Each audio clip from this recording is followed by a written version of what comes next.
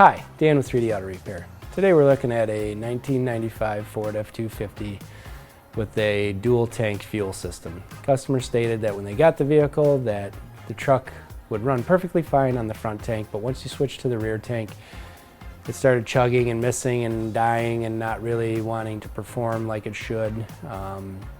They were going to go ahead and take the gas tank out themselves, but once they got back there, they realized the previous owner had welded the DMI hitch on, and they got to feeling like that was going to be a little bit more of a project than what they were willing to take on in their home garage. Once we were able to get the DMI bumper off and drop the tank down, we did determine that the fuel pump was not pumping correctly.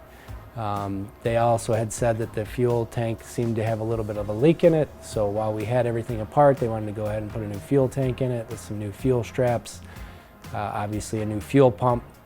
Got that all reinstalled, got the bumper back in place where it should be correctly, got the vehicle started up, and it ran perfect on the rear tank as it should have back in 1995. So if you have an older vintage vehicle that has two tanks and you're having an issue with the vehicle running on one or the other tank, that's nothing that we can't take on. We have a lot of experience with those types of situations. So if you're looking for a place that can get you back on the road and get everything working correctly, please feel free to give us a call. My name is Dan. I look forward to seeing you at the shop. And please share this video so other people out there like you can get this information.